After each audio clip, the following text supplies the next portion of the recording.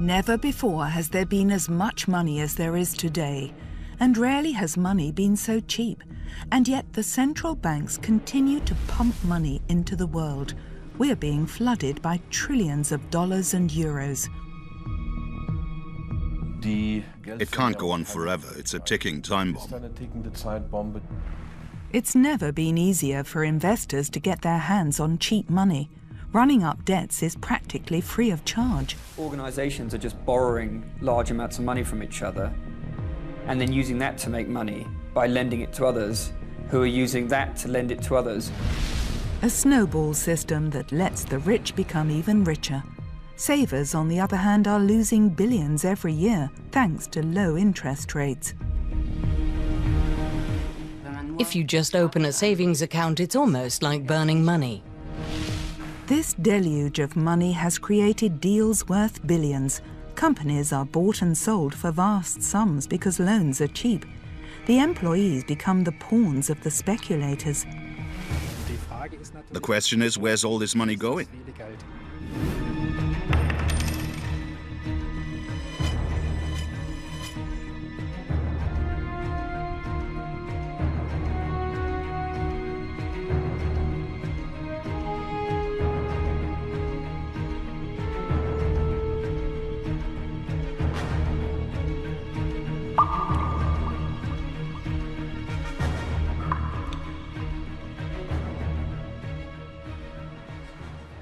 We're in Bad Bodendorf in western Germany. This couple faces the same dilemma as many others. What to do with their savings in this world of low interest rates? Karl-Heinz Eich, a recently retired court bailiff, knows all about money and debts. His life insurance policy is due to pay out soon. How should he invest the money? In a house? They've already got one. There's a lot at stake for the cycling enthusiast. He and his wife want security in old age, as well as a good time. I was hoping that after the payout, I'd be able to invest the money again and earn interest, which could be added to our pension. But that plan isn't going to work out. Karl-Heinz has always led a modest life. He always stayed away from investments that paid high returns but were risky. He never thought it would come to this. He doesn't know what to do with interest rates this low, and nor do his friends. Some have told me they won't keep their money in a bank account anymore. Instead, they'll deposit it as physical cash in a safe.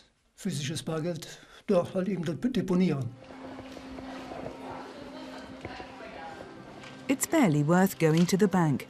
Interest on savings is almost zero, at just 0.01%. That means that he gets 1 cent for every 100 euros per year. What's happening with his money?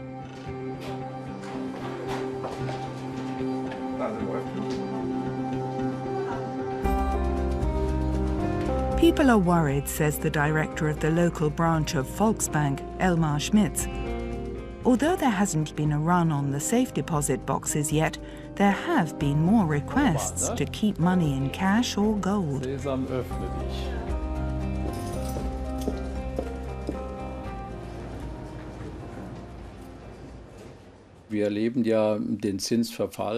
We've seen a continuing fall in interest rates over the past 8 years. I'd need a crystal ball to tell you whether it'll stay like this for long. I think we'll have this situation for another 2 or 3 years. After that, things will change again. But we won't have the interest rates we had 10 or 20 years ago.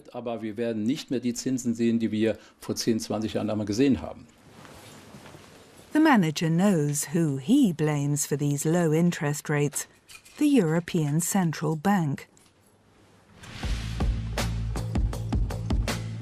The remit of the ECB is clear: price stability. It uses the base rate as its tool to deliver that, and it's been lowering the base rate steadily ever since the financial crisis, down to zero. Savers are left by the wayside, but countries with high levels of debt, such as Greece, are able to get their hands on cheap money. So too can ailing banks in southern Europe. The cheap money is supposed to fuel growth. By buying government bonds, the ECB has pumped additional trillions of euros into the markets. Otherwise, the system would face potential collapse. The price of all this is a deluge of money. The money has to go somewhere, into shares and real estate, which continue to rise in price. The result is a massive concentration of wealth right at the top. Bill Gates, the world's richest man, has a fortune of 65 billion euros. That's the market value of his shares. To compare, the total value of all of the world's cash is less than 100 times that amount, 5 trillion euros. The value of all goods and services created every year around the world is 75 trillion euros. That's the real economy. The world's debts are far higher than that.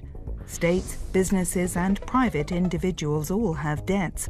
A world living on credit. 705 trillion, that's the value of all derivatives, the speculative financial bets on the future. They've got almost nothing to do with real goods anymore. To recap, this is the fortune of Bill Gates.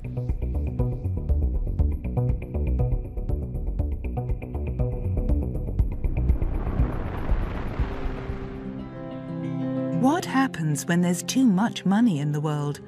Economist Max Otter says this deluge of cheap money isn't just flooding the big banks.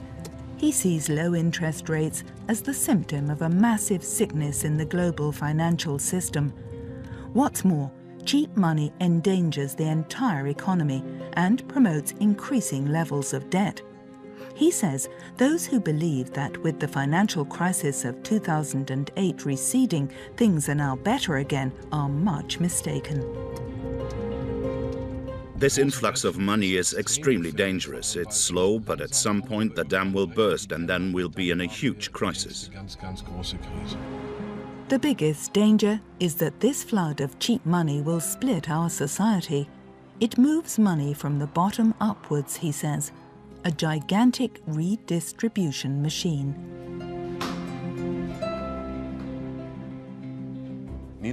Low interest rates are demanded by many economists. They mean that states can borrow on the cheap. States can take on more debt. It also means the rich can do the same and often without any liability if they default. If I, as one of the super rich, buy a business, then I'm only liable to the extent of my holding, not with the rest of my wealth. That's a blatant injustice compared to middle-class families and regular people with home construction loans. This flood of money doesn't just save states and banks, it also favors the rich, who use this cheap money to buy shares, companies and real estate with rapidly rising values, while the financial investments of ordinary people lose value. The middle classes have savings and insurance policies, and these investments are the losers in a low interest rate world. Poorer citizens suffer because real estate prices are going up and therefore rents too.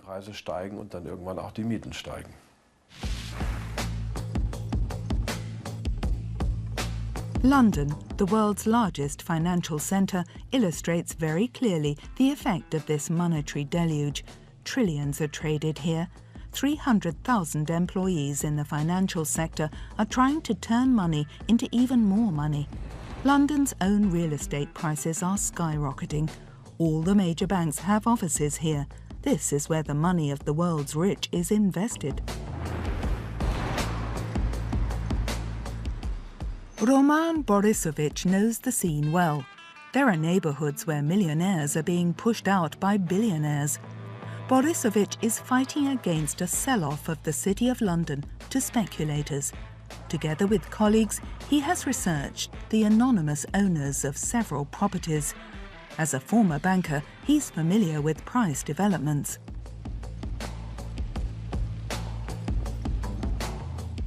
Well, these are used houses, and again, depending on the size, it's difficult to say how deep they are.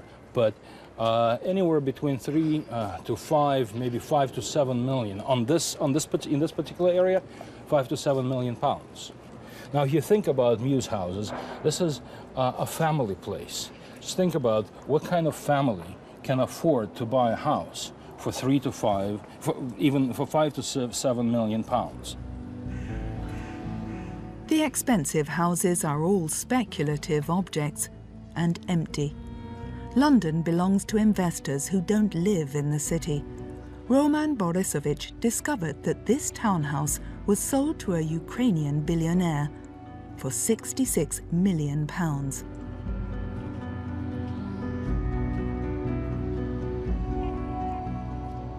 On paper, the mansion is owned by a shell company.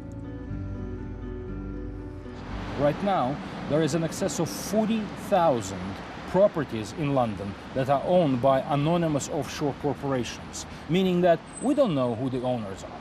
They could be decent people, they could be mafia. Therefore, we suspect that a lot of this money that came through London, that exploded prices here, is actually of dirty origin. There's construction underway everywhere. Speculating with real estate is the big game in town.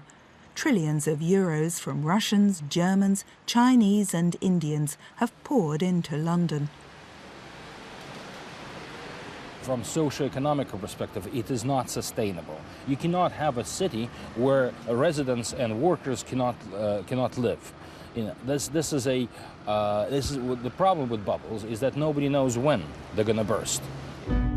But London doesn't have a monopoly on real estate bubbles. They now exist in cities around the world.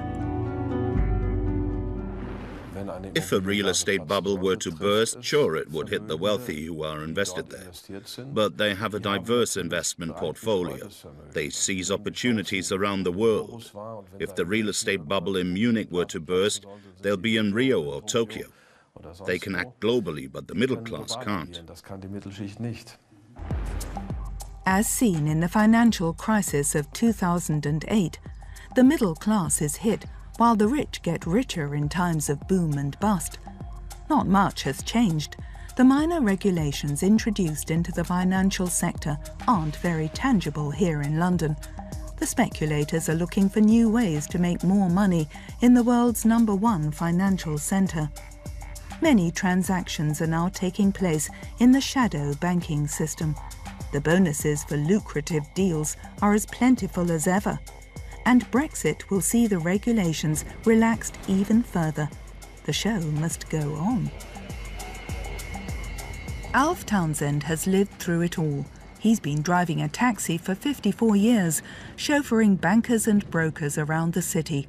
Dealing in the world's trillions has become the trump card of the British economy, he says optimistically. It's beneficial to London. I think it's various people who invest whatever part of the world they come from. If they want to invest their money in the city, that's good for the British economy, yeah? He too has profited, but in exchange Alf has to live far outside the city centre. £1 million for a single-room apartment? No ordinary local can afford that. There's not many Londoners, apart from us old people, who still live in London. Most of them have sold their houses, as I was saying earlier, bought their houses off the council, made a fat profit, sold it and moved out to a suburban hideaway, yeah? Some leave the city entirely and forever.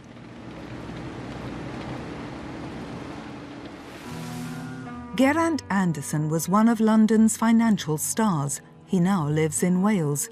He paid the same for his farm as he would have to pay for a tiny single-room apartment in downtown London.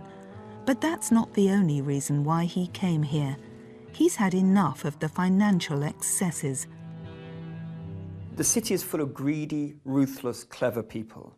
And if they put a bit more regulation, a little bit more compliance, some restrictions, these guys work out how to game the system to make sure that it benefits them. Today he writes novels and screenplays about the financial world. He used to earn a few £100,000 a year. He didn't care who the trades hurt. That's a few years ago now. But nothing has changed, says Anderson. The system rewards those who make fat deals at the expense of others.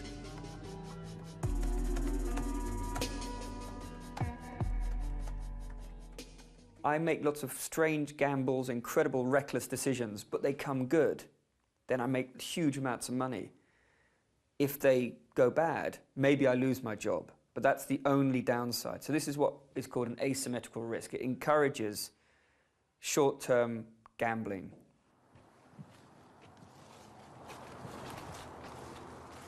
Anderson is certain that the financial system will keep growing and sprawling.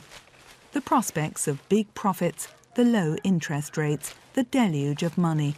The former financial insider believes these elements make for an explosive mix.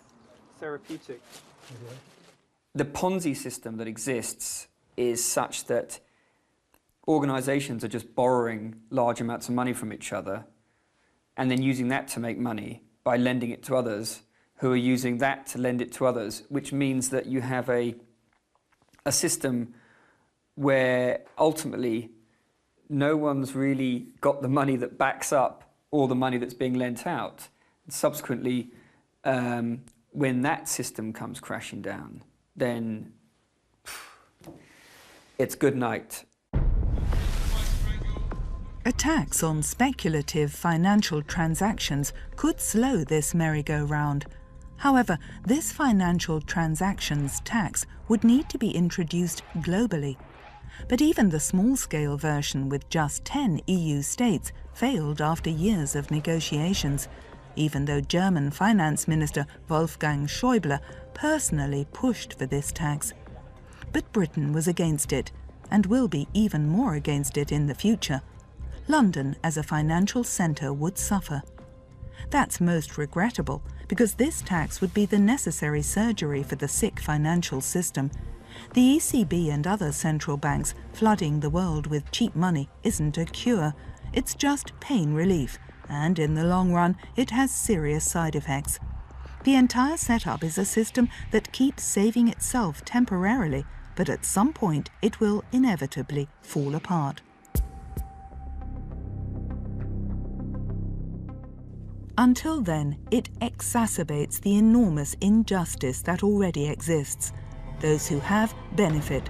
A handful of super-rich individuals own as much as the poorer half of the world's population combined. This flood of money is increasing the gap between rich and poor even further. People like these are struggling at the hands of low interest rates.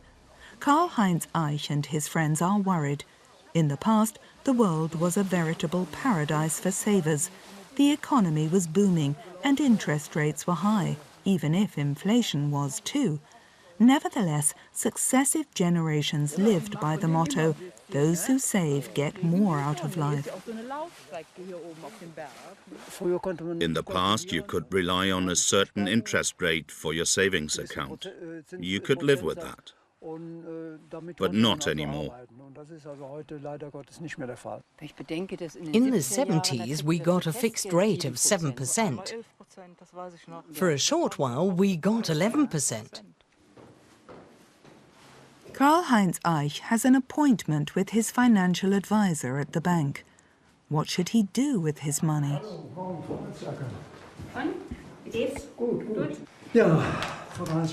We have this account, and next year a life insurance policy will mature.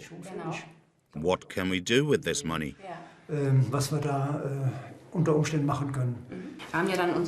The advisor wants to know about her client's readiness to take risks. He's actually more risk-averse and wants to invest his insurance money as broadly as possible. Every day it sits in the savings account, it loses purchasing power, and he knows that. Since you're getting almost no interest, we have to see where we can generate a return. And that means stocks and shares.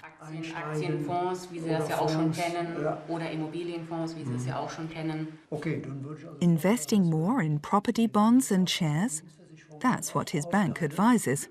What else can he do in times like these?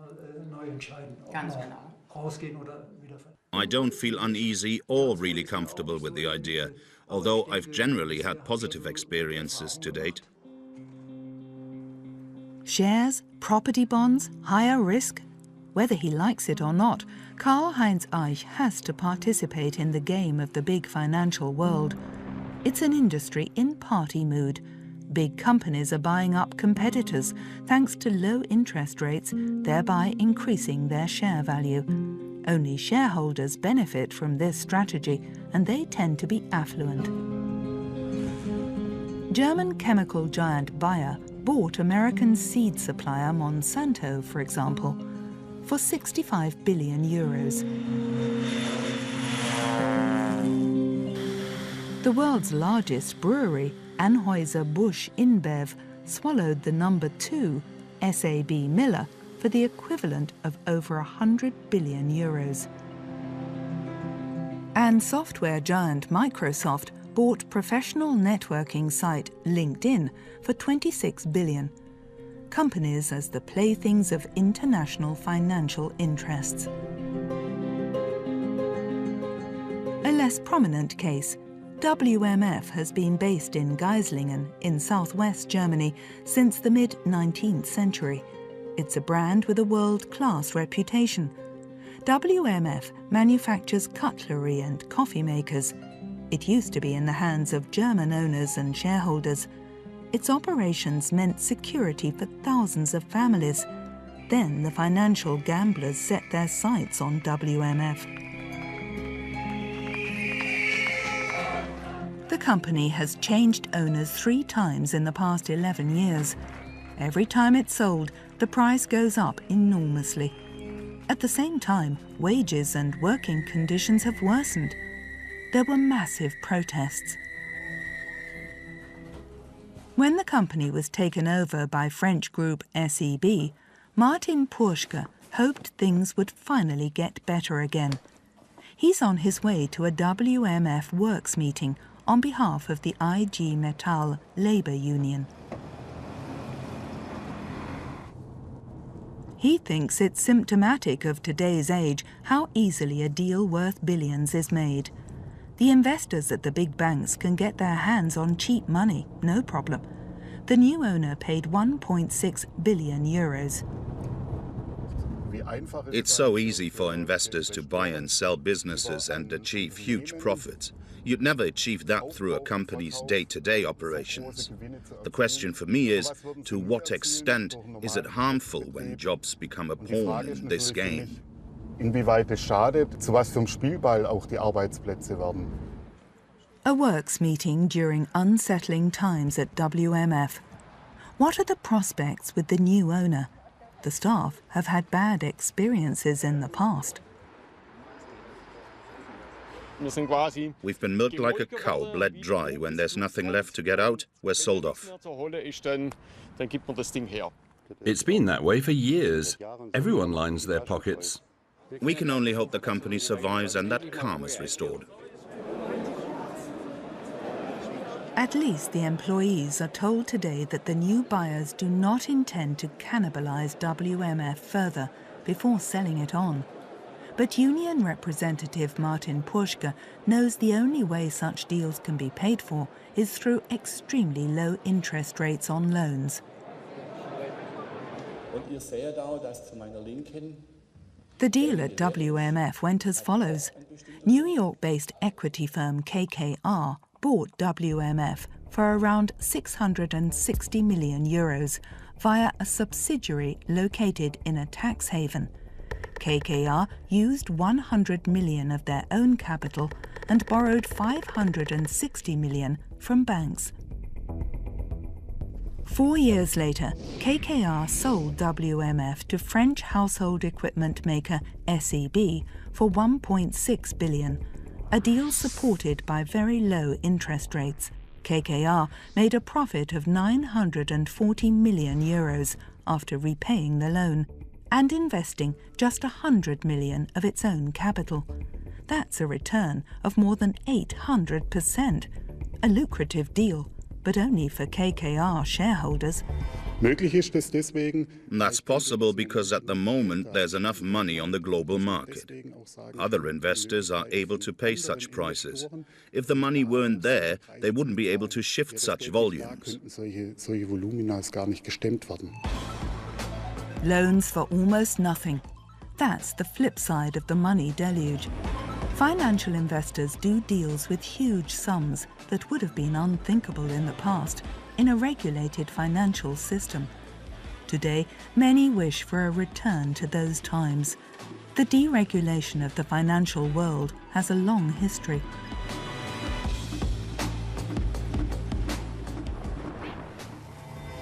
Until 1971, the world was financially stable.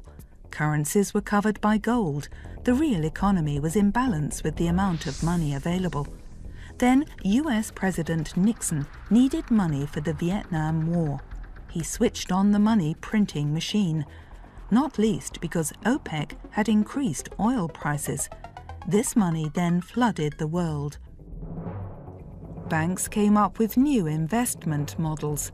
They now wanted to make money not with goods, but with money alone. This was the start of the financial industry of today. Credit cards and current accounts accelerated financial transactions. Former public responsibilities were privatized. Pensions are a case in point. The private sector is better at everything than the state, so they said. New billions came into play. In the 1980s, Margaret Thatcher deregulated the banks in London. Bill Clinton did the same later on Wall Street. Chancellor Gerhard Schröder in Germany then also bought into the deregulation philosophy. Money was to earn money and thereby create growth. The global casino was open for business. The path of liberalization was a mistake. It's the wrong word, too. If you deregulate markets that need to be regulated, then you create chaos. You unleash an avalanche of money onto the world. You can call that liberalization, but it was a policy that benefited only a few people, namely the rich. It has caused a lot of problems for the world. The liberalization, or deregulation, allowed the deals of the banks to explode. They now acted internationally. Major banks have become investment establishments that fund huge deals. More and more money goes into speculation. That's where the big money is made. This has less and less to do with the real economy. Are the central banks alone responsible for this influx of money? Or where does it all come from? Economics students in Siegen, Germany, are investigating just that. What do people know about the origin of money? That's what they want to find out. We're from the University of Siegen. We're doing a research project about money. What does money mean to you? You can't do anything without money. Where does the money come from? Not from me, that's for sure. How is money made? Through work, of course. I'm not sure. In banks. By the state. I couldn't tell you. The responses were sobering. It was really varied. A lot of people had no response at all. Some said the bank or that it's just printed, and some mentioned manipulation. But most had no idea. For years, financial expert Helge Peukert has been annoyed that money plays almost no role in economics. Many consider it just a neutral means of exchange. It's strange that it's not just the public who are in the dark. The students' street survey demonstrated that well enough. But the money creation process also seems to be something of a mystery among academics, and even in the banking boardrooms. The banks are silent for a reason. They would have to explain to their customers that these days it's them creating the money and them benefiting hugely as a result. As Peukert explains, money isn't neutral after all. It's not the central banks, but private banks that generate most of this new money. a process also known as deposit money creation. Money is created when someone goes to a bank to take out a loan. The bank opens an account and issues the funds. It's then in a contract with the individual who's taken out the loan. The bank hopes that person will pay it back someday. That means the original impulse to create money comes from private banks.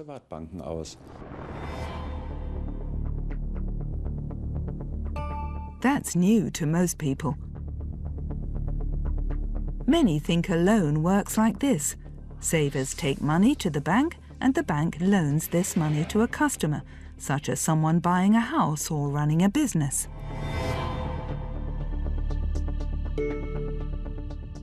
But that's not the case. If someone has savings, their money is parked in a savings account. The advantage for the bank is that person can't just take it out. When the bank issues a loan, it's created from nothing. These two processes really don't have anything to do with each other, even though it looks that way, and even though that's what the textbooks say. This is how it works. A customer wants to take out a loan for 10,000 euros. The bank has to deposit between 1 and 3%, so at least 100 euros, with the central bank. That's it. In return, the bank is allowed to transfer 10,000 euros to the customer's account at the push of a button. The bank generates 10,000 euros of electronic money from 100 euros, and in return, it collects the interest. This creation of deposit money is a license to make money. The banks are happy, of course, that they can do this, because that gives them a free rein. They get to keep the profits, the seigniorage. That's a few billion every year. Who'd want to miss out on that? Definitely not them. Private banks basically create new money as they wish. And that used to be the privilege of the mint, of princes and governments. It's a privilege to create money and therefore profits out of nothing. This privilege has been in the hands of the financial industry for a long time, and in recent years it's been unchecked. Is that really such a good idea?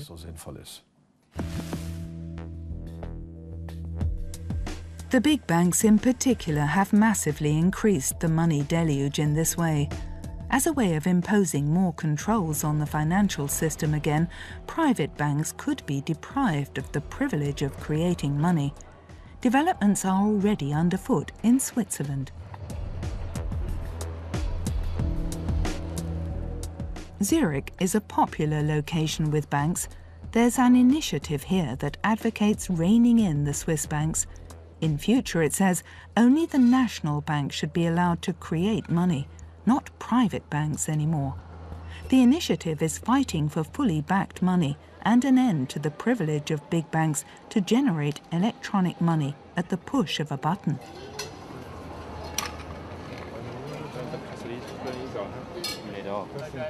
Reinhold Haringer used to be city treasurer in St. Gallen.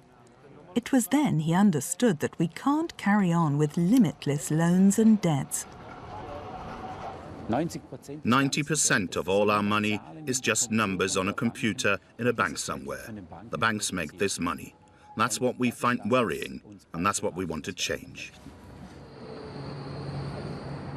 Great things have small beginnings.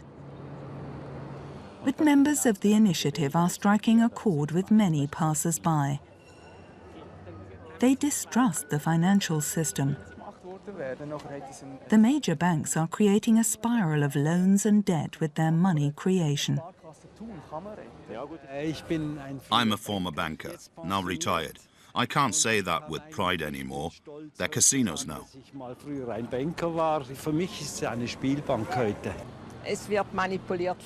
The manipulation happens everywhere. We and the future generation are being robbed. At the moment, it's primarily the big banks who are pocketing the profits of this money-making enterprise. The Swiss initiative wants these billions to benefit the country's citizens by only allowing the national bank to create money. We want to take away the right of banks to create money, but we're not taking away a line of business. They'll still be allowed to lend money and manage assets and oversee financial transactions. The banks get to keep all of that. They want their national bank to play a key role in the future.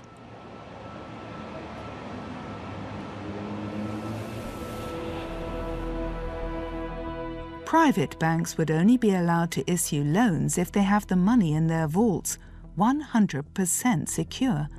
Private banks would not be allowed to create deposit money anymore, and the profits from this privilege would also benefit the national bank.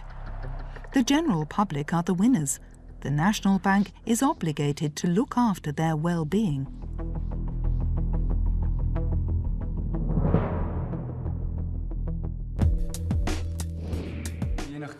The group want the creation of money to be state-controlled and not in the hands of private banks. Billions in interest payments would then flow into the public purse. I support these various initiatives. Banks wouldn't be able to create new money. They'd have to work with the money they have and deposits. That's a good first step. It's not enough, but it's an important step on the path towards a fair financial system.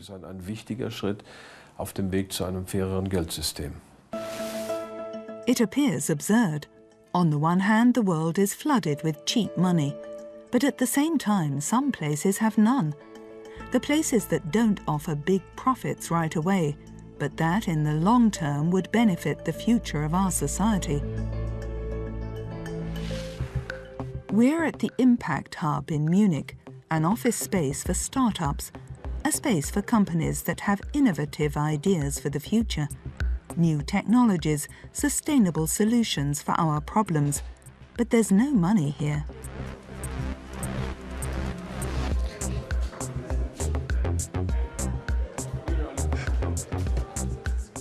Laurin Hahn and his team are working on a car for the future, for example. Their baby goes by the name Xeon, a small electric car that generates some of its own electricity. The city runaround is designed to access electricity from the well-protected solar cells on the car body. It will also source electricity from a battery. It's an inexpensive and highly eco-friendly electric car. Developing the Xeon costs money, and no bank wants to stump up this money, says Laurin Hahn. Startups like his don't stand a chance of getting a loan from a bank, even though there's more than enough money available. Banks are out of the question. We're too risky. Banks prefer to invest in infrastructure or the like, something that's long-term and safe, where the loan is secured. If our company goes bankrupt, they have virtually nothing they could recoup. Laurin Hahn had to collect money from private donors online, venture capital. No loans for their projects. That's the central issue for young entrepreneurs. They can't get their hands on any of this cheap money. At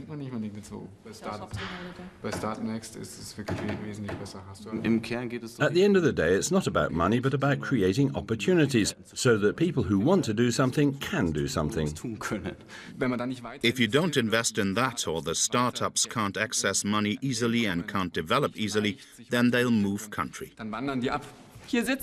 There are lots of entrepreneurs here who want to push forward sustainable products and services, products where the consequences for people and the environment are taken into account from the word go, products designed to create value for society. I think it's a scandal that companies like this struggle so much to access funding from banks or major investors. Karl-Heinz Eich in Bad Bodendorf invests in the traditional fashion. He's received the money from his insurance policy, and he's made a decision. He's looking at his house with a painter and decorator. He wants to invest some of the money in renovations. A fixed asset investment, a strategy to circumvent the low interest rates. Karl-Heinz Eich has realized in recent months how important it is to pay attention to money matters. The times when we could hand over our responsibility at the cashier's desk are over. Maybe he'll be fortunate, but one thing is certain: the sick financial system is going to cost us a lot of money. I don't think anyone will come out of this situation unscathed. We've been living on loans. There will be wealth destruction. The current financial system is very likely to lead to the next disaster. We need a different system. But it would be enough if we just returned to what we had: highly regulated financial markets and a banking sector under control and whose purpose was to serve. We have to rein in the world's financial system, but exactly the opposite is happening in the United States under Donald Trump. To make the system safer for people, a system like that envisaged by the Swiss initiative could be one building block. In particular, states have to reduce their massive debts. It's the only way we can curb this deluge of money and break through the spiral of loans. That's also why we need international debt conferences, where states mutually waive their debts. It's us, the people, who foot the bill.